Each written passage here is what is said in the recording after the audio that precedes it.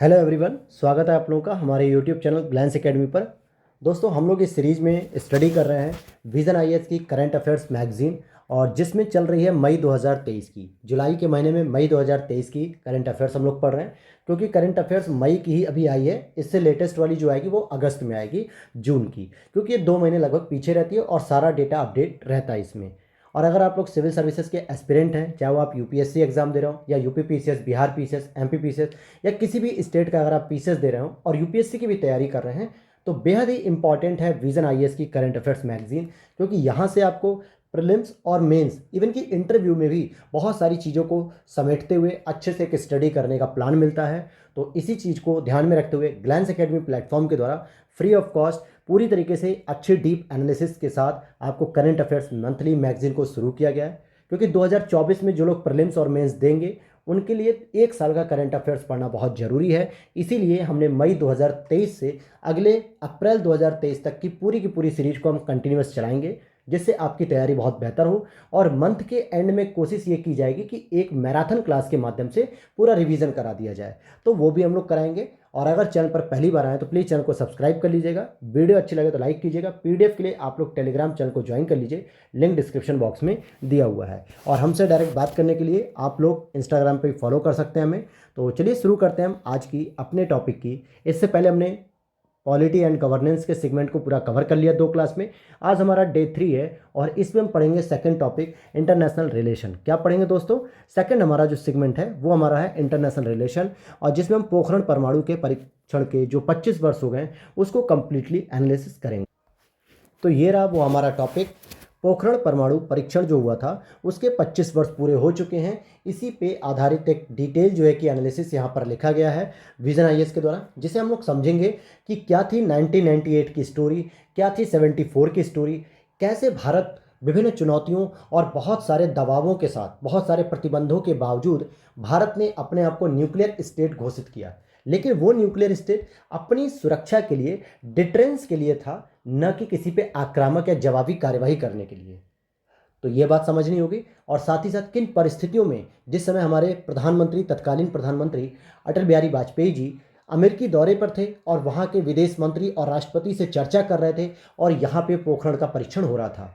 क्योंकि अमेरिकी जो संस्था है वो लगातार ऑब्जर्वेशन कर रही होती है लगभग दुनिया के हर देशों में कि कोई ऐसी कंट्री जिस पे डाउट होता है वो कहीं न्यूक्लियर जो परमाणु हथियार हैं उसको तैयार तो नहीं कर रही है। ऐसी स्थिति में, बहुत ही चैलेंजिंग सिचुएशन में, भारतीय जो गवर्नेंस थी या भारतीय सरकार ने एक बहुत बड़ी उपलब्धि अचीवमेंट की। अब आप कहेंगे सर परमाणु परीक्षण कर लिया, बहुत बड़ी उपलब्धि क्या है? दोस्तों, कभी कभी कुछ हथियार हमारे पास बस इसलिए होने चाहिए कि सामने वाला हमसे भयभीत रहे। उसको चलाने की जरूरत नहीं है, केवल रख लेना ही हमारे लिए काफ़ी होता है। आप देखेंगे पुलिस की वर्दी, चाहे वो भले बिना स्टार का हो, दीवान या हवलदार ही क्यों ना हो, अगर उसकी वर्दी उसके ऊपर है और वो ड्यूटी पे है तो आप लोग भी उससे तमीज़ से पेश आते हैं। फिर दरोगा और 3 स्टार एसआई, एसएसपी, इन सब की तो बात ही छोड़ दीजिए, आप लोग इन्हीं से डर जाते हैं। क्यों? क्योंकि उसकी वर्दी में वो ताकत है जिससे आप डरते हैं। तो सेम परमाणु हथियार का भी सेम सिचुएशन है। तो समझेंगे इसकी पूरी स्टोरी को। तो चलिए शुरू करते हैं आज के इस टॉपिक को। बहुत ही इंटरेस्टिंग तरीके से हम लोग समझेंगे इसको, मज़ा आएगा आप लोगों को समझने में। और अगर इससे पहले की 2 क्लासेस नहीं देखी हैं पॉलिटी एंड गवर्नेंस की, तो उसको जरूर देख लीजिएगा। उसमें बहुत अच्छे से हमने दिल्ली एनसीआर पे आए सुप्रीम कोर्ट के वर्डिक्ट और अध्यादेश, सभी चीज़ों को बहुत अच्छे से समझाया और भी चीज़ों को हमने समझाया। तो यहाँ पर बात करेंगे हम परमाणु पोखरण की। पहली बात, पोखरण कहाँ पे है? पोखरण एक क्षेत्र है जो राजस्थान में है, जहाँ पे न्यूक्लियर जो बॉम्ब होते हैं, न्यूक्लियर जो है एटम होते हैं, उसकी हम रिसर्च करते हैं, एक तरीके से परीक्षण करते हैं, टेस्टिंग करते हैं। तो भारत ने 11 मई 2023 को पोखरण सेकंड परमाणु परीक्षण की 25वीं वर्षगांठ मनाई है। यहाँ पे 2 पोखरण हुए थे, एक पोखरण 1 था और एक पोखरण सेकंड था। देखते क्या था, 11 मई 1998 को 3 परमाणु बमों का सफलतापूर्वक परीक्षण किया गया, और इसके बाद स्वयं ने, मतलब भारत ने स्वयं को परमाणु हथियार रखने वाला देश घोषित कर दिया, यानी जिसको हम कह सकते हैं न्यूक्लियर कंट्री। अब न्यूक्लियर कंट्री की बात आती है तो पहले आपको पता होना चाहिए कि दुनिया में कितनी ऐसे देश हैं जिनके पास परमाणु हथियार हैं। तो केवल और केवल 9 देश ऐसे हैं जिनके पास न्यूक्लियर कंट्रीज हम जिसे कहते हैं, जिनके पास परमाणु हथियार हैं। एक तो उसमें आएगा आपका P5, आप उसको देख सकते हैं। एक आएंगे आपके P5 का मतलब होता है जो सिक्योरिटी काउंसिल के 5 वीटो पावर वाली कंट्रीज हैं उनके पास भी है। जैसे यूएसए, रसिया, फ्रांस, यूके, चाइना। ये पांचों ही कंट्री सिक्योरिटी काउंसिल में जो 5 परमानेंट मेंबर हैं, वीटो पावर वाले हैं, इन पांचों के पास जो है कि क्या है, न्यूक्लियर पावर है। यहाँ पर परमाणु हथियार है इनके पास पहले से ही। 1968 से पहले ही जो एक एनपीटी संधि होती है, हम उसे भी डील करेंगे, नॉन प्रोलिफरेशन जो ट्रीटी है, उससे पहले ही इन पांचों देशों ने अपने पास परमाणु हथियार तैयार कर लिए। और इन्होंने ये फिर घोषित किया कि अब हमारे सिवाय और कोई भी परमाणु हथियार तैयार नहीं करेगा। जिसे परमाणु हथियार तैयार करना है वो एनपीटी और सीटीबीटी पर हस्ताक्षर करेगा। याद रखने वाली बात है कि भारत, अब वहीं पे भारत, पाकिस्तान, इजराइल, ये सब वो देश हैं जिन्होंने एनपीटी पर हस्ताक्षर नहीं करते हुए भी अपने आप को न्यूक्लियर स्टेट घोषित किया। तो ये चैलेंजिंग हो जाता है P5 के लिए कि हम लोगों ने एनपीटी पर हस्ताक्षर करने के बाद इसको न्यूक्लियर स्टेट अपने आप को दर्जा दिया, लेकिन ये सारी कंट्री विदाउट सिग्नेचर के न्यूक्लियर स्टेट अपने आप को घोषित करती हैं। कैसे? तो P5 में 5 कंट्रीज तो ये हो गई। फिर आगे आप देखेंगे इंडिया, इजराइल, पाकिस्तान और नॉर्थ कोरिया। केवल ये 9 कंट्रीज हैं जिनके पास न्यूक्लियर स्टेट जिनको आप कहते हैं या परमाणु हथियार हैं। और अभी बात हम करें तो ईरान भी लगातार चर्चा में है। ईरान भी कोशिश कर रहा है कि न्यूक्लियर बॉम्ब मैं तैयार कर लूँ, यानी परमाणु हथियार जो है कि तैयार कर लूँ, न्यूक्लियर वेपन। लेकिन अमेरिकी हस्तक्षेप और अमेरिकी प्रतिबंध के कारण वो तैयार नहीं कर पा रहा है। अपने आप को दिखाता है कि नहीं, मैं न्यूक्लियर जो वेपन है वो तैयार नहीं कर रहा हूँ, बल्कि परमाणु भट्टी तैयार कर रहा हूँ जिससे मैं इलेक्ट्रिसिटी पैदा कर सकूँ। लेकिन ऐसा नहीं है, वो भी लगातार न्यूक्लियर वेपन की तैयारी करता रहता है और यूएसए की उस पर नज़र रहती है, इसलिए वो अभी नहीं कर पाया। तो 9 कंट्रीज़ हैं, ये चीज़ें आपको जाननी होंगी। और आगे देखते हैं हम इसी में। तो यहाँ पर जो इंपॉर्टेंट चीज़ें हम वो बात करेंगे केवल। तो देखिए, सबसे पहला जो पोखरण परमाणु परीक्षण हुआ था, जिसे हम पोखरण 1 के नाम से भी जानते हैं, ये पहला परमाणु जो हुआ था पोखरण परीक्षण, ये 18 मई 1974 को हुआ। कब हुआ था? 18 मई 1974 को। और इस समय इंदिरा गांधी जी की गवर्नमेंट थी। किसकी गवर्नमेंट थी? इंदिरा गांधी जी की गवर्नमेंट थी। पोखरण में हुआ था और इस ऑपरेशन को स्माइलिंग बुद्धा का नाम दिया गया था। यानी परीक्षण जब सफल हुआ हमारा ये पहला परीक्षण, तो यहाँ पर हमने कह दिया कि बुद्धा मुस्कुरा रहे हैं, यानी स्माइलिंग बुद्धा। ऐसा क्यों हुआ? क्योंकि इसी दिन, यह जो परमाणु परीक्षण था, इस दिन बुद्ध जी की जयंती थी, जिसको हम लोग गुरु पूर्णिमा के रूप में भी जानते हैं। बुद्ध जयंती थी, इसीलिए तत्कालीन कांग्रेस गवर्नमेंट की जो प्राइम मिनिस्टर थी इंदिरा गांधी जी, उनके द्वारा जब नामकरण किया गया तो स्माइलिंग बुद्धा कर दिया गया कि हम एक शांति और पीसफुल जो है कि कंट्री बनने के लिए न्यूक्लियर बॉम्ब अपने पास रख रहे हैं। ये कॉन्ट्रोवर्शियल डिबेट था कि आप एक तरफ कहते हो कि हम डेमोक्रेटिक हैं और शांतिपूर्ण देश हैं, दूसरी तरफ आप शांति को खत्म करने वाले एक परमाणु हथियार को तैनात कर रहे हैं अपने पास। इसके बाद यूएसए, रसिया और जितने भी यूरोपीय देश थे, इन्होंने हमारे ऊपर प्रतिबंध लगा दिए, हमारे साथ व्यापार को बहुत कम कर दिया, हमें ऑयल के क्राइसिस भी देखने को मिले, बहुत सारे चैलेंज हमें झेलने पड़े। इसके बावजूद भी हमारी जो सरकार थी वो बहुत डेडिकेटेड थी और उसने 1998 में दोबारा 11 मई 1998 को ऑपरेशन शक्ति के नाम से दूसरा परमाणु परीक्षण सफल किया, जिसका कोड नेम था ऑपरेशन शक्ति। यानी अब हम स्माइलिंग बुद्धा से आगे बढ़ के अपने आप को पावरफुल दिखाना चाहेंगे, ऑपरेशन शक्ति नाम दिया गया। अटल बिहारी वाजपेयी जी की तत्कालीन सरकार थी, उसमें प्राइम मिनिस्टर थे वो। आप पोखरण मूवी जॉन इब्राहिम की अगर आप देखेंगे तो वहाँ पे आप बहुत अच्छे तरीके से समझ सकते हैं कि कितनी सिचुएशन के बाद जो है कि इसका परीक्षण किया गया, कितनी बंदिशें थी, कितना छिप छिप कर हमको करना पड़ता था। रात में जो है कि जब सैटेलाइट यूएसए का हमारे भारत के ऊपर नहीं होता था, तब हम 5-10 मिनट का जो समय रहता था, उसी 10 मिनट में हम परमाणु परीक्षण के लिए काम कर रहे थे लगातार। बहुत सिचुएशन दिखाई गई, उसमें बहुत अच्छे से डील किया गया। आप वो मूवी जरूर देखिएगा, पोखरण मूवी। तो आप देखेंगे कि 2 परमाणु परीक्षण हुए, पोखरण 1 1974 जिसको हम लोग स्माइलिंग बुद्धा नाम देते हैं, और पोखरण 2 1998 जिसको हम लोग ऑपरेशन शक्ति नाम देते हैं। तो ये 2 चीज़ें आपको समझ में आनी चाहिए कि यहीं से हम अपने आप को डिक्लेयर कर चुके थे कि हम भी एक एटॉमिक स्टेट हो गए, यानी कि न्यूक्लियर स्टेट हो चुके हैं।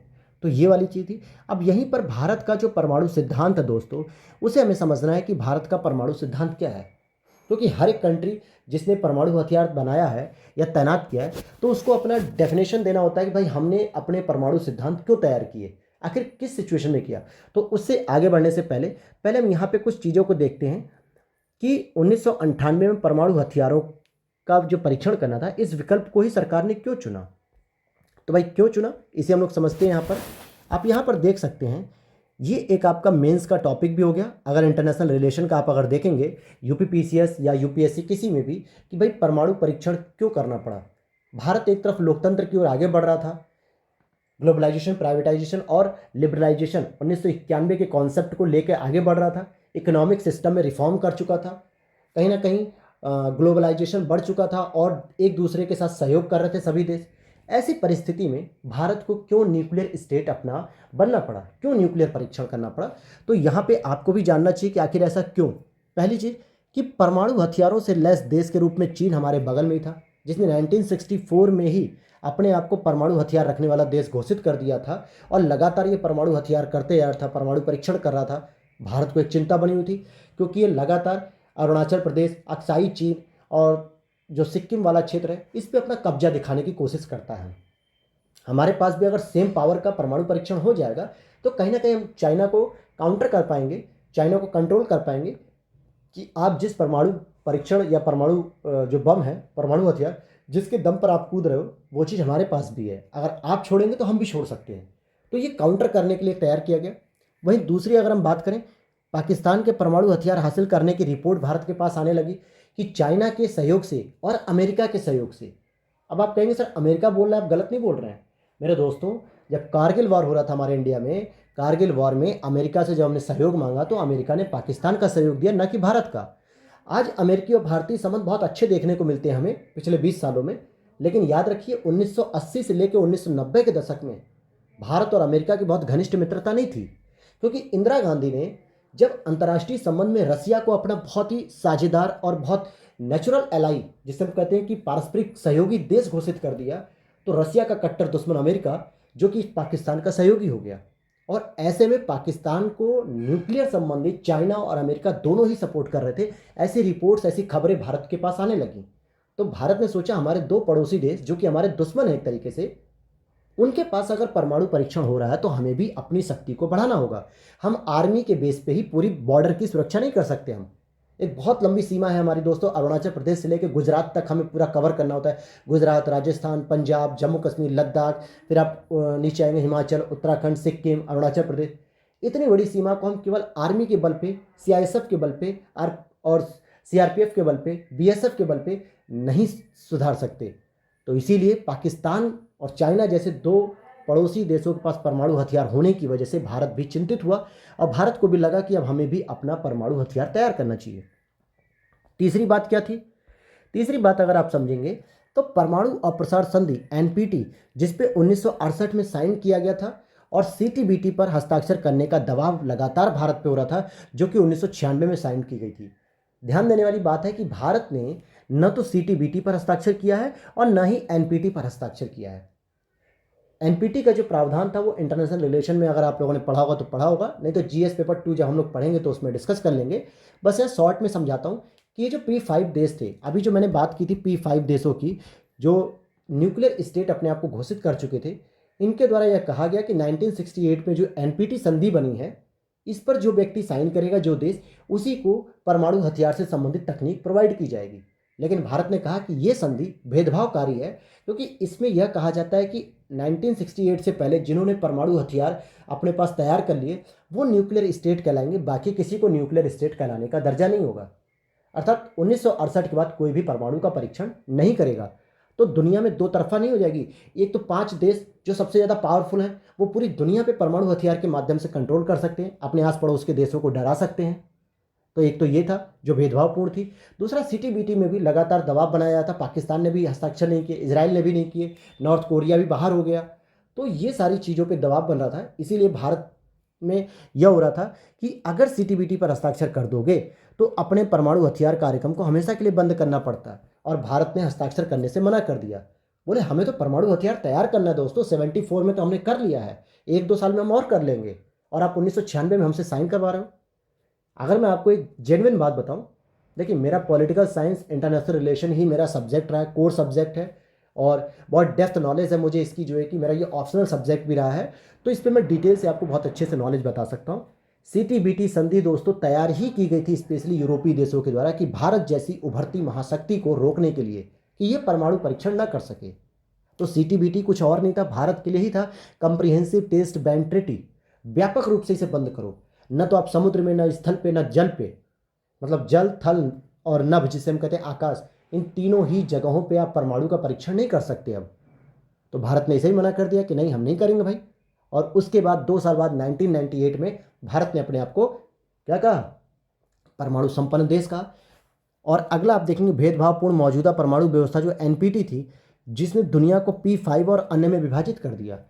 यह सीधे सीधे कहा गया कि जिन देशों ने 68 से पहले अपने पास परमाणु हथियार रख लिए वो परमाणु हथियार रखने वाले देश कहलाएंगे, जिनको कहा गया कि परमाणु हथियार संपन्न देश घोषित किया गया, जिसमें यूएसए, रसिया, यूके, फ्रांस और चाइना, और बाकी दुनिया के देशों के पास परमाणु हथियार नहीं हो सकता। तो ये एक भेदभावपूर्णकारी नियम थे जो आप मेंस में भी आप डील करेंगे तो एग्जामिनर को काफ़ी अच्छा लगेगा। और अब हम डील करेंगे अपने अगले पॉइंट को, परमाणु सिद्धांत। तो अब हम यहाँ पर देखेंगे परमाणु हथियार से संबंधित सिद्धांत, जैसे कि लिखा है, परमाणु हथियार से संपन्न या परमाणु हथियार रखने वाला देश शांति और युद्ध के दौरान परमाणु हथियारों का उपयोग कैसे करेगा, इसके बारे में एक जानकारी देनी होती है। परमाणु सिद्धांत जिसे हम लोग कहते हैं, न्यूक्लियर थ्योरी कहते हैं। भारत ने इस बारे में पहली बार अगस्त 1999 में परमाणु सिद्धांत या ड्राफ्ट जारी किया था। फिर 2003 में अपने आधिकारिक परमाणु सिद्धांत को जारी किया। और आगे ये चीज़ आप यहीं पे समझ लीजिए कि न्यूक्लियर कमांड अथॉरिटी किसके पास होती है, तो इसका अध्यक्ष प्रधानमंत्री होता है और एकमात्र ऐसा निकाय है जो परमाणु हथियारों को इस्तेमाल की मंजूरी दे सकता है। आप देखेंगे जब north Korea versus USA war हो रहा था दोस्तों, तो नॉर्थ कोरिया का प्राइम मिनिस्टर क्या कह रहा था, मतलब वहाँ का जो किंग था किम ओ जोंग, वो कह रहा था मेरे हाथ में ही बस बटन है, मैं यहीं से दबा दूंगा। वहाँ से एक दूसरा सनकी व्यक्ति डोनाल्ड ट्रंप, वो कहता है मेरे पास ही बस बटन है, बस मैं यहाँ से दबाऊंगा, मिसाइल चली जाएगी उत्तर कोरिया। उत्तर कोरिया वाला कहता था मैं दबाऊंगा तो न्यूयॉर्क तुम्हारा हिल जाएगा। कहने का मतलब क्या है, जो शासन के प्रमुख व्यक्ति होते हैं, सरकार के प्रमुख व्यक्ति होते हैं, जैसे अमेरिका में राष्ट्रपति शासन प्रमुख होता है तो राष्ट्रपति के पास अथॉरिटी है, भारत में प्रधानमंत्री प्रमुख होता है तो प्रधानमंत्री के पास हथियारों को इस्तेमाल करने की मंजूरी केवल उसके पास होती है और किसी के पास नहीं होती है। वहीं इसकी एक एग्जीक्यूटिव काउंसिल होती है जिसकी अध्यक्षता राष्ट्रीय सुरक्षा सलाहकार एनएसए करते हैं, जो वर्तमान में अजीत डोभाल जी हैं। तो इस तरीके से मिलजुल कर जो है कि इस पर डिसीजन लिया था। अब आगे हम देखेंगे भारत का परमाणु सिद्धांत क्या कहता है। पहला पॉइंट है क्रेडिबल मिनिमम डिटरेंस, मतलब कोशिश की जाएगी कि परमाणु हथियारों को बनाएंगे और रखेंगे तो जरूर, लेकिन उसका प्रयोग कम करेंगे। जैसे परमाणु भयादोहन के लिए भरोसेमंद तरीके से और न्यूनतम मात्रा में परमाणु हथियारों का निर्माण करना और उन्हें अपने पास बनाए रखना। मतलब परमाणु हथियारों की संख्या को बढ़ाना नहीं है, उसकी टेक्नोलॉजी को आपके पास रखना है और एक दो परमाणु हथियार आप रखने हैं कि ताकि आवश्यकता पड़ने पर हम किसी को भय पैदा कर सकें। दूसरा, अस्वीकार्य क्षति की दशा में बड़े पैमाने पर परमाणु हमला करना। जैसे पाकिस्तान कभी कभी धमकी देता है कि मैं यहाँ से परमाणु अगर बम छोड़ दूँ तो पूरी दिल्ली, पंजाब, लाहौर ध्वस्त हो जाएगा, दिल्ली, पंजाब, हरियाणा वगैरह सारा ध्वस्त हो जाएगा। तो एक अस्वीकार्य क्षति, एक ऐसी क्षति जिसको कभी भरपाई नहीं की जा सकती, तो भारत भी तुरंत परमाणु हमले को बड़े पैमाने पर जवाबी कार्रवाई के रूप में धमकी देता है। आप नॉर्थ कोरिया को देखिए, लगातार यूएसए को परेशान कर रहा था कि भाई मैं जब चाहूँगा तब तुम्हारी यूएसए को समाप्त कर सकता हूँ। तो यूएसए के राष्ट्रपति डोनाल्ड ट्रंप ने भी कहा कि हम एक ऐसी अस्वीकार्य क्षति देखेंगे जिसे हम बिल्कुल नहीं बर्दाश्त करेंगे और हम भी परमाणु हथियार छोड़ेंगे। तो सेम यही थियरी भारत की भी है। वहीं परमाणु हथियार नहीं रखने वाले देशों के खिलाफ परमाणु हथियारों का इस्तेमाल नहीं करेगा भारत। इसका मतलब कि जो 9 परमाणु स्टेट्स हैं, न्यूक्लियर स्टेट्स हैं, उनमें भारत एक खुद है, तो बाकी 8 बचते, इन 8 के खिलाफ तो भारत यूज कर सकता है, बाकी और किसी भी देश के खिलाफ नहीं जिसके पास परमाणु हथियार नहीं है। सीधी सी बात है यार, लड़ाई अपने बराबर वालों से की जाएगी ना। गरीब और दबे कुचले लोगों से क्या आप लड़ाई करोगे। आप मान लो बहुत यंग हो, 25 साल के, 20 साल के, 22 साल के यंग एज के हो, और आपके सामने कोई बुजुर्ग महिला या बुजुर्ग पुरुष आ जाता है 70 साल का, और वो आपसे कुछ ऊंचा नीचा बोल देता है, और आप उस पर क्या करते हो, अपनी शरीर का जोर दिखाते हो कि मुझसे ताकतवर कौन है। आप ये तो देखिए कि वो एक 80 साल 70 साल का बूढ़ा है जिसके पास अब शरीर में ताकत नहीं बची है। आपको अगर लड़ना है तो आप 20-22 साल के यंग एज से लड़िए, तो बराबरी वालों से टक्कर होती है। इसीलिए भारत कहता है हम न्यूक्लियर वेपन वालों से टकराएंगे, विदाउट न्यूक्लियर वालों से हम नहीं टकराएंगे। उनके ऊपर हम कोई परमाणु हथियार नहीं छोड़ेंगे। उनके लिए तो हमारी आर्मी और हमारे पास जो राफेल वगैरह है वही काफ़ी है, MiG-21 काफ़ी है हमारे लिए, ब्रह्मोस काफ़ी है उनके लिए, उन पर कभी परमाणु हथियार का इस्तेमाल नहीं होगा। तो ये वाली चीज़ें, वहीं परमाणु की जो सामग्री और प्रौद्योगिकी उस पर निर्यात पर सख्त नियंत्रण रखा जाएगा कि कहीं भी किसी भी सूरत में वो भारत से निर्यात न की जाए, नहीं तो कहीं ऐसा ना हो कि ISIS या टेररिस्ट के हाथ में लग जाए, तो बहुत बड़ी चुनौती खड़ी हो जाएगी। दूसरी एक फर्स्ट इंपॉर्टेंट पॉलिसी है, ये इंपॉर्टेंट है दोस्तों, नो फर्स्ट यूज, यानी भारत खुद कहता है कि हम कभी भी पहले युद्ध में इसका प्रयोग नहीं करेंगे। मतलब भारत किसी भी देश पर सबसे पहले परमाणु हमला नहीं करेगा, कोशिश करेगा कि वो पहले अपने लड़ाकू विमानों से ही जो है कि क्या करे, सारी चीज़ों को सेटिस्फाई कर ले, संतुष्ट कर ले, युद्ध को समाप्त कर ले। अगर ज़रूरत पड़ी तब परमाणु हथियार यूज होगा। जैसे सर्जिकल स्ट्राइक आपने देखी थी 2014 में, लगभग थी 2013-14 में। आपने देखा होगा कि सर्जिकल स्ट्राइक में भारतीय गवर्नमेंट ने क्या किया, भारतीय आर्मी ने क्या किया, केवल लड़ाकू विमान वगैरह उड़ाए, परमाणु हथियार तो नहीं छोड़ा। चाइना में डोकलाम में आप देखिए, भूटान के पास डोकलाम में भी देखें तो आर्मी ही केवल टकरा रही थी, परमाणु हथियार लेके नहीं खड़े थे हम लोग। तो ये सारी चीज़ें हैं जहां पर भारत स्पष्ट करता है कि हम पहले परमाणु हथियार का हमला नहीं करेंगे। वो अलग बात है कि इसकी आलोचना की जा सकती है कि ऑफेंसिव नहीं, आप डिफेंसिव खेल रहे हैं। मान लीजिए किसी ने परमाणु हथियार हमला कर ही दिया भारत पे, तो बचोगे नहीं, तो परमाणु हथियार दोबारा करोगे कब? नो फर्स्ट का मतलब पहले नहीं करेंगे। अब मान लो सामने वाले ने पहले इतना कर दिया कि परमाणु हथियार हमारे ध्वस्त हो गए, तो क्या करेंगे हम? तो इसकी आलोचना की जा सकती है, लेकिन अभी यहाँ पे फोकस नहीं करेंगे। दूसरा, परमाणु हमले की स्थिति में जवाबी हमला करने का आदेश केवल असैन्य राजनीतिक नेतृत्व, हाँ, यहाँ पे लिखा है कि अधिकार केवल असैन्य राजनीतिक नेतृत्व के पास होगा। असैन्य का मतलब आर्मी वालों के पास नहीं, नॉन आर्मी यानी गवर्नमेंट के पास। जैसे पीएम मोदी के पास जो है यानी कि प्राइम मिनिस्टर जो होंगे, उनके पास इसकी अथॉरिटी होती है कि हमको परमाणु हथियार का हमला करना है कि नहीं करना है। इसमें मिलिट्री के जो जनरल होते हैं वो कभी भी इसका आदेश नहीं दे सकते। वहीं जैविक या रासायनिक हथियारों द्वारा गंभीर हमले की स्थिति में जवाबी कार्रवाई के तौर पर परमाणु हथियारों का इस्तेमाल किया जा सकता है। जैसे कोरोना वगैरह, कोरोना क्या है, जैविक घटक ही तो था, ये सारी चीज़ें। और वही परमाणु हथियार मुक्त विश्व के लक्ष्य के लिए प्रतिबद्ध भी बना रहेगा। भारत लगातार प्रयास कर रहा है कि परमाणु हथियार से मुक्त होनी चाहिए दुनिया। वही बात है कि हमारे पास बंदूक रहे, दुनिया के पास ना रहे, वरना फिर दुनिया के पास ही बंदूक हो जाएगी तो फिर डरेगा कौन किसी से? फिर तो उससे बड़ा हथियार खोजने की कोशिश की जाएगी। आज परमाणु हथियार वाले देशों से सभी डर रहे हैं, लेकिन अगर मान लो दुनिया में जो 216 देश हैं लगभग, सबके पास परमाणु हथियार हो जाए तो कोई डरेगा? कहेगा भाई तेरे पास है परमाणु हथियार तो मैं क्या खाली बैठा हूँ, मेरे पास भी परमाणु हथियार रखा है, मैं तो लॉन्च कर रखी है, बस बटन दबाने की देरी है। तो दोस्तों ये सारी चीज़ें हैं, ये आपको समझनी पड़ेंगी, और ये बहुत ही ईजी लैंग्वेज में मैं आपको समझा रहा हूँ। शायद इससे ईजी लैंग्वेज में कोई नहीं समझाएगा। पूरे यूट्यूब पे आप देख सकते हैं। आगे देखते हैं, इसी में और समझते हैं क्या हमें नो फर्स्ट यूज़ नीति को संशोधित करने की आवश्यकता है। देखिए मैंने कहा था नो फर्स्ट यूज में क्या होती है, आलोचना। मैंने अभी ऊपर बता दिया था कि अगर हम पहले यूज नहीं कर रहे हैं, यानी हम वेट कर रहे हैं कि जब कोई हम पे न्यूक्लियर हमला करेगा तब हम हमला करेंगे। इसका रेस्पॉन्स देखिए, 1999 की कारगिल युद्ध, 2008 में मुंबई हमला जैसे बार बार होने वाले हमलों को परमाणु भयादोहन की विफलता के प्रमाण के रूप में देखा जा सकता है, यानी न्यूक्लियर डिटरेंस के रूप में। मतलब आपके पास न्यूक्लियर बम होने के बावजूद भी लोग आपसे नहीं डर रहे हैं। और 2008 का अजमल कसाब वाला जो है कि आतंकी हमला, मुंबई के चर्च गेट और ताज होटल, नरीमन हाउस, इतने लोगों को मार गिराया। 1999 में कारगिल युद्ध, भारत के पास 1998 में पोखरण हो चुका था, 1974 में हो चुका था, फिर भी उसका प्रयोग नहीं किया गया। तो इसकी आलोचना है दोस्तों, जब तक सामने वाला नहीं करेगा तब तक हम नहीं करेंगे, चाहे हमारा कितना भी नुकसान हो जाए।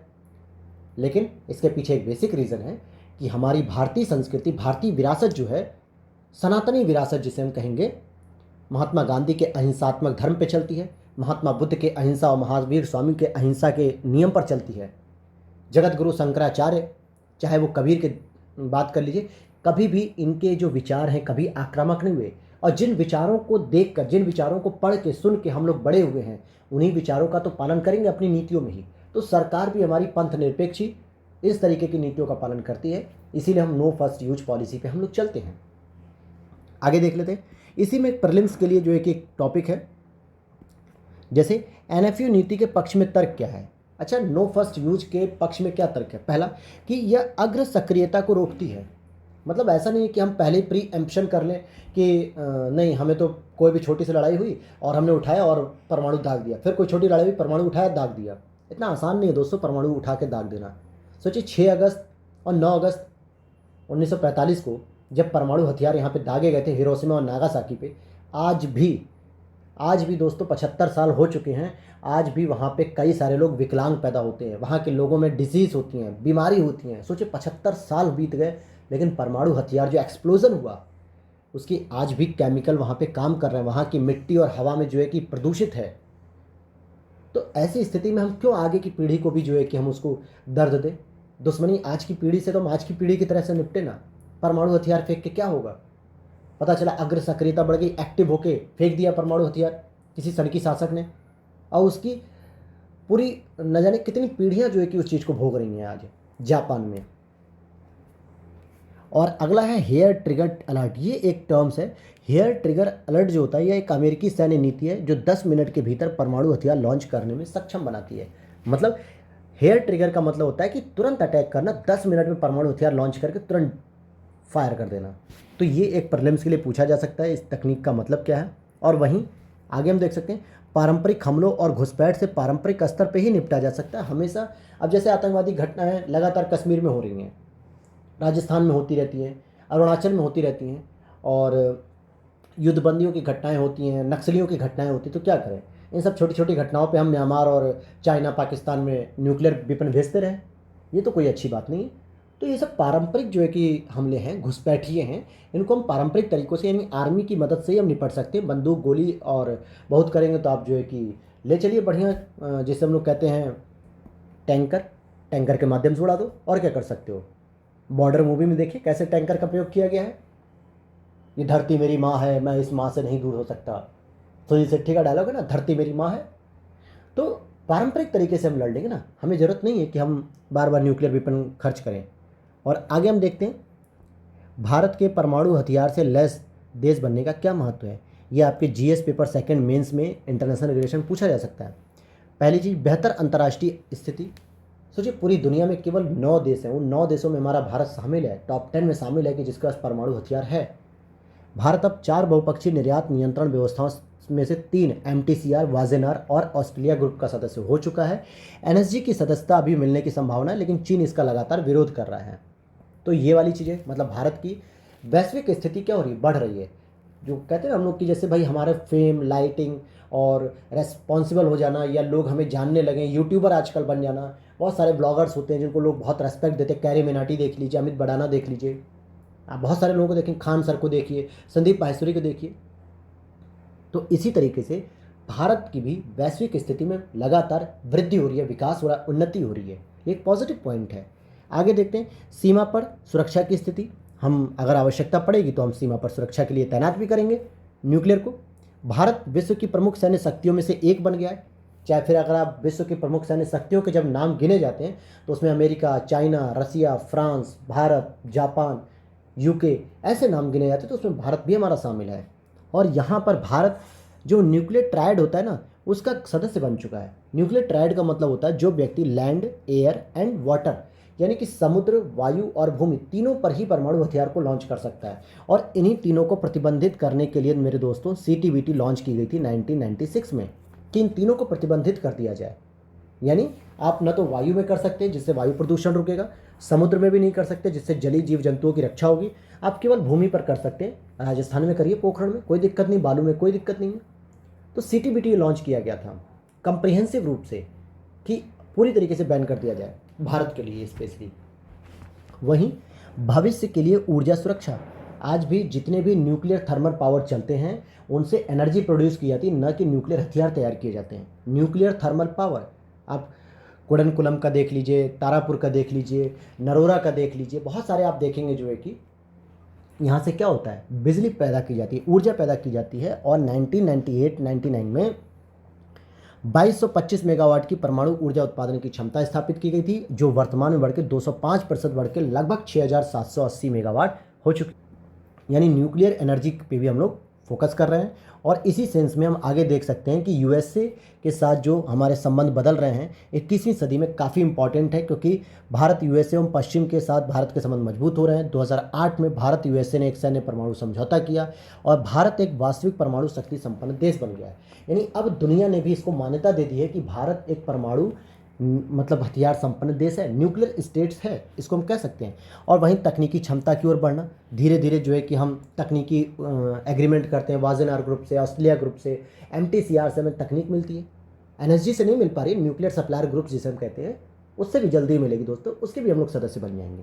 और भारत और राष्ट्रीय गौरव की धारणा, मतलब भारत का जो है कि वैश्विक स्तर पर एक बड़ा चेहरा के रूप में उभरना, या यूँ कहें कि भारत एक P5 जिसे हम कहते हैं ना, दुनिया के 5 महत्वपूर्ण शक्तिशाली देशों में एक है, क्योंकि भारत की इकोनॉमी भारत की जनसंख्या, भारत की व्यवस्था, भारत की अर्थव्यवस्था, भारत की सरकार, भारत का लोकतंत्र दुनिया को बदल सकता है और बदलने की कोशिश कर रहा है।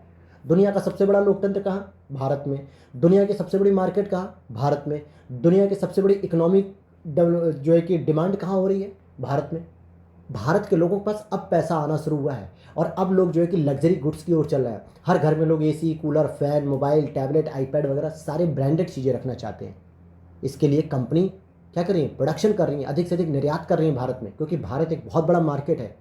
चाइना लगातार भारत से भिड़ता रहता है दोस्तों, अक्साई चीन को लेके, डोकलाम को लेके, अरुणाचल प्रदेश को लेके, लेकिन भारत पे कभी भी हमला नहीं करता है वो, क्योंकि उसे पता है कि अगर संबंध इतने खराब हो गए कि भारत के साथ हमारा व्यापार बंद हो गया तो चाइना में बनने वाली एक एक दो दो रुपये, 10-10 रुपये की चीज़ कौन खरीदेगा? अमेरिका वाले नहीं खरीदेंगे, रूस वाले नहीं खरीदेंगे, ब्रिटेन वाले नहीं खरीदेंगे। उनके पास इतना पैसा है कि वो ब्रांडेड चीज़ लेंगे, वो चाइना के 10 रुपये वाले माल को नहीं लेखेंगे। लेकिन भारत में आज भी कई सारे लोग ऐसे हैं जिनको 10 रुपये के चाइना सामान से काम हो जाता है। दिवाली पे देखिए न जाने कितनी चाइनीज झालरें बिकती हैं, 30 रुपये 40 रुपये में झालरें मिल जाती हैं आराम से। हमारे घर की डेकोरेशन हो गई, पूजा हो गया, हमारा घर अच्छा हो गया, और क्या चाहिए लोगों को? तो चाइना को पता है कि उसका सबसे बड़ा मार्केट इंडिया है और वो इतने बड़े मार्केट को अपने हाथ से नहीं खो सकता अगर संबंध बहुत तनावपूर्ण हो गए तो। पाकिस्तान से आज देखिए टमाटर की आवाजाही भी बंद हो गई है। पाकिस्तान में टमाटर के रेट बहुत हो गए हैं, लेकिन भारत पंजाब और लाहौर के माध्यम रास्ते से टमाटर को बेचना बंद कर दिया है। MFN का दर्जा छीन लिया भारत ने, मोस्ट फेवर्ड नेशन वगैरह। क्यों? क्योंकि पाकिस्तान से संबंध अच्छे नहीं हो रहे हैं हमारे। पाकिस्तान इसमें सुधार करने की कोई गुंजाइश दे ही नहीं रहा है। भारत कोशिश भी कर रहा है, लेकिन पाकिस्तान उस कोशिश को जीरो कर देता है। तो ऐसे में पाकिस्तान का कोई नुकसान नहीं, क्योंकि पाकिस्तान तो कुछ भी वैसे ही निर्यात नहीं करता है। पाकिस्तान तो खाली मंगाता है भारत से। भले भारत को नुकसान हो रहा है, लेकिन अपने संबंधों को, हमें अपनी फॉरेन पॉलिसी को बराबर एक मेंटेन रखना पड़ता है, और यही चीज़ चाइना कर रहा है। चाइना कभी नहीं चाहेगा कि भारत जैसा बड़ा व्यापारिक देश हमारे हाथ से निकल जाए, इसलिए वो कभी भी ऐसी एक्टिविटी नहीं करता जिससे भारत और चाइना के बीच संबंध तनावपूर्ण हो जाए ज़्यादा। तो ये सब देखिए बेसिक चीज़ें, जिसको आप नहीं समझेंगे तो फिर आप चीज़ों को पकड़ नहीं पाएंगे, और इंटरनेशनल रिलेशन में फिर आपकी पकड़ कमज़ोर रहेगी, और GS पेपर 2 आप नहीं लिख पाएंगे।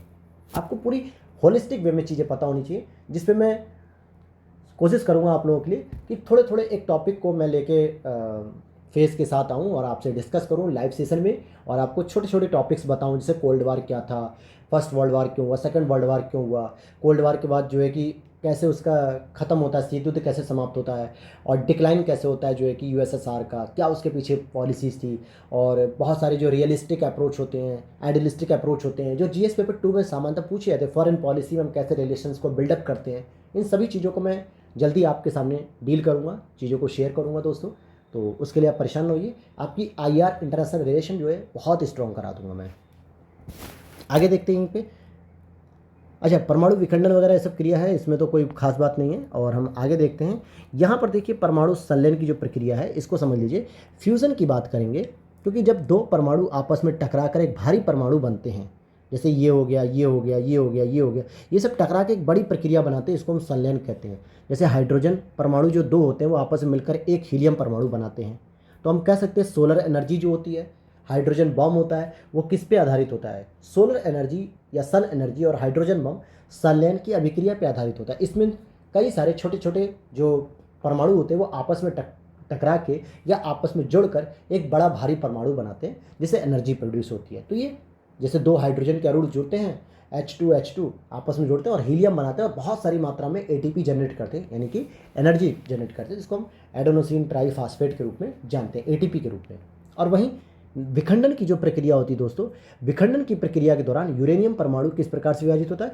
तो उस पर एक न्यूट्रॉन की जब बमबारी की जाती है एक बड़े यूरेनियम पे, तो 3-4 न्यूट्रॉनों में निकलता और हल्के हल्के तत्व निकलते, प्लस एनर्जी निकलती बहुत अधिक मात्रा में, जिस पे हम न्यूक्लियर बॉम्ब कहते हैं। न्यूक्लियर बॉम्ब इसी पे आधारित होता है। तो न्यूक्लियर बॉम्ब विखंडन की प्रक्रिया पर आधारित है, जबकि हाइड्रोजन बॉम्ब संलयन की प्रक्रिया पर आधारित है। सोलर एनर्जी भी संलयन की प्रक्रिया पर आधारित है। तो ये साइंस का क्वेश्चन हो गया यहाँ से, कि हो सकता है प्रीलिम्स में अगर पूछ ले कि आपकी संलयन की प्रक्रिया क्या होती है, विखंडन की प्रक्रिया क्या होती है, एग्जाम्पल पूछ ले कि हाइड्रोजन बॉम्ब या परमाणु बॉम्ब में से कौन सा संलयन पे आधारित है, कौन विखंडन पे आधारित है, तो ये क्लियर होना चाहिए आपको। अब हमारा अगला टॉपिक है यूनाइटेड नेशन, इसके बारे में भी हम डील करेंगे आराम से। देखिए IR में बहुत अच्छे से आपको समझाऊंगा, बहुत ही आराम से समझाऊंगा। तो इंटरनेशनल रिलेशन के टॉपिक में बहुत ज़्यादा भागम भाग नहीं करना है, और बस अभी 2-3 दिन और मेरी व्यस्तताएं रहेंगी, थोड़ा घर पे प्रॉब्लम चल रही है। मेरी माताजी अब हॉस्पिटल से डिस्चार्ज होकर घर आ चुकी हैं, पैर फ्रैक्चर हो गया था तो काफ़ी रिलीफ है। और शायद मैं 2-3 दिन में जो है कि फिर कंटिन्यूअस जो है कि रेगुलर सारी सीरीज़ें आएंगी, हिस्ट्री वगैरह। आज कोशिश करूँगा कि शाम तक मैं एक हिस्ट्री की भी क्लास बनाऊँ। और आर की जो सीरीज़ चल रही थी यूपी से 2024, उन सभी को ध्यान में रख के जल्दी सीरीज़ शुरू करूँगा दोस्तों, भरोसा रखिए। पूरी कोशिश कर रहा हूँ मैं, लेकिन घर पे थोड़ी प्रॉब्लम्स हैं तो मैं उनको भी डील करता रहता हूँ। तो ये सारी चीज़ें चैलेंजेस है, फिर भी टाइम निकालता हूँ, कोशिश करता हूँ कि आपकी करंट अफेयर्स की क्लास अब रेगुलर रहे। कल नहीं आ पाई उसके लिए सॉरी, लेकिन अब कोशिश रहेगी रेगुलर रहे। तो चलिए मिलते हैं नेक्स्ट वीडियो में। और वीडियो अच्छी लगी हो तो लाइक कर दीजिएगा, चैनल अगर पसंद आ रहा हो तो प्लीज़ चैनल को लाइक कर दीजिएगा, सब्सक्राइब कर लीजिएगा, ताकि हम लोग भी मोटिवेट हों और आपके लिए भी मेहनत अधिक से अधिक करें। और मिलते हैं नेक्स्ट वीडियो में। Thanks for watching.